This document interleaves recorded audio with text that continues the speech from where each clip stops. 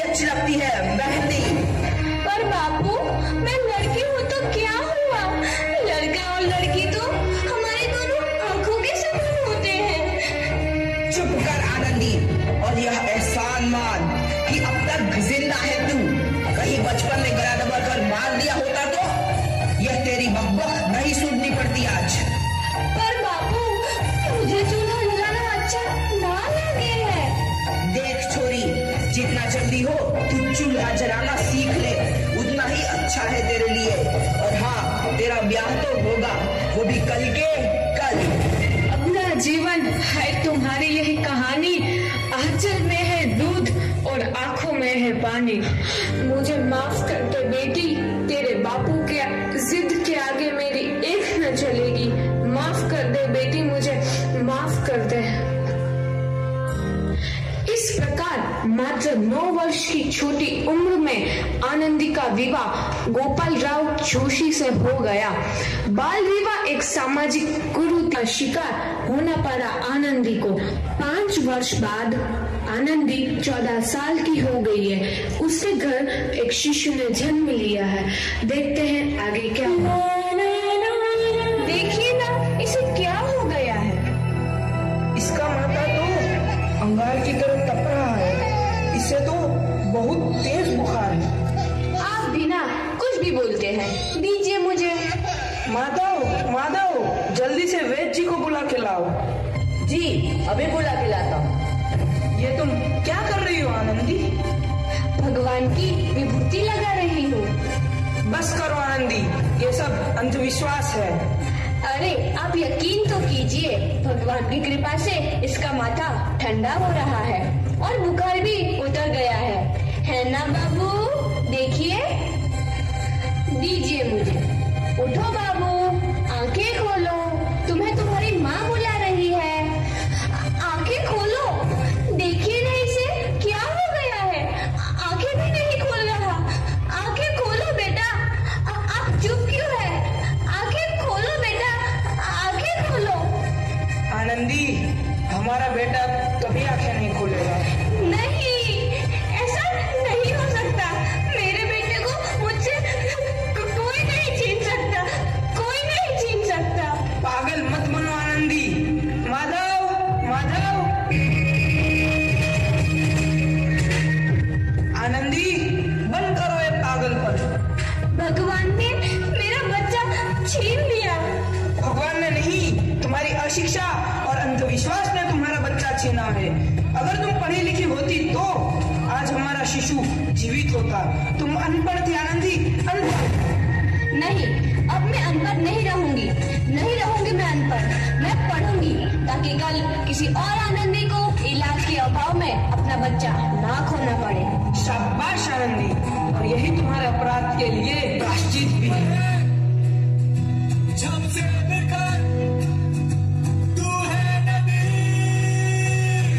आनंदी, तुम्हारी 12वीं का परिणाम आ गया है। तुमने पूरे कॉलेज में प्रथम स्थान अर्जित किया है।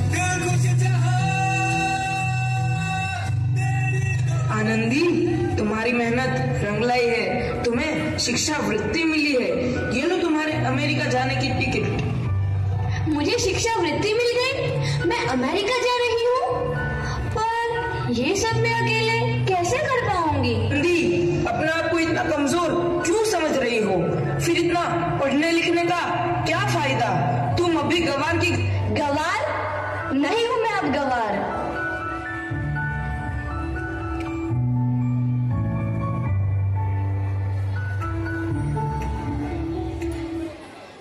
तो इस प्रकार 7 अप्रैल 1883 को आनंदी अमेरिका के पेंसिल्वेनिया के लिए रवाना हुई और 3 साल बाद उन्होंने डॉक्टर ऑफ मेडिसिन की उपाधि प्राप्त कर ली।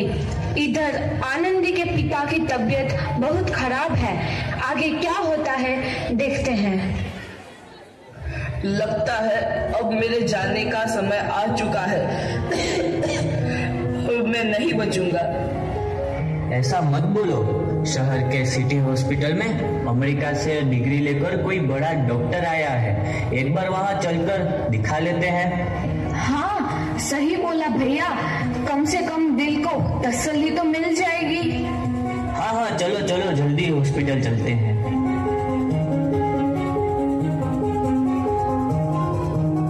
इस मरीज की हालत तो बहुत ही खराब है। कोई चमत्कार ही इसे बचा सकता है। ऐसा मत बोलो भाई, डॉक्टर साहब कब तक आ जाएंगे? लो आ गई डॉक्टर मैडम। डॉक्टर मैडम जल्दी देखिए, मरीज की हालत बहुत ही खराब है।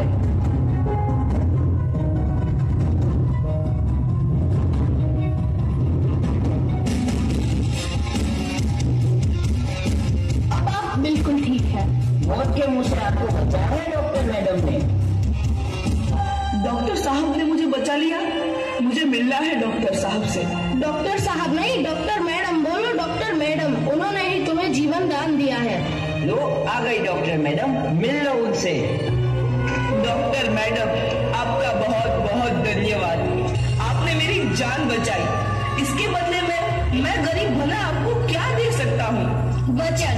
वचन चाहिए मुझे कि कभी ये नहीं कहोगे कि लड़कियां कुछ नहीं कर सकती। वचन? ये कैसा वचन? अरे श्यामलाल, तुमने पहचाना नहीं? तुम्हारी बेटी आनंदी। आनंदी? मेरी बेटी आनंदी डॉक्टर? हाँ बापू, वही आनंदी जिसके लिए बचपन में तूने चूल्हा और दूल्हा के अलावा कुछ नहीं सोचा था। आनंदी, आनंदी मेरी बेटी, मुझे माफ कर दे। मैं तेरा गुनहगार हूँ बेटी।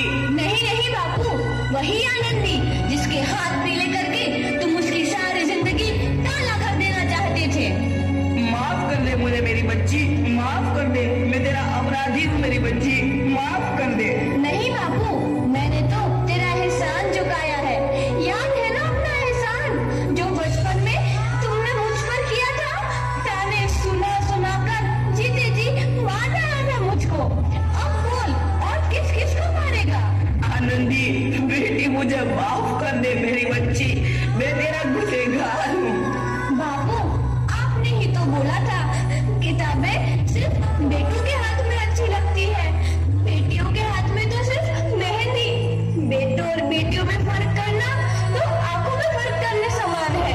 एक का पढ़ना और दूसरे का ना पढ़ना सामाजिक अंधकार है बापू, सामाजिक अंधकार। उपकार मांगता हूँ मैं तुझ जैसी बेटी का, जिसने सारी उम्र मुझसे कुछ ना मांगा तो सिर्फ बड़ा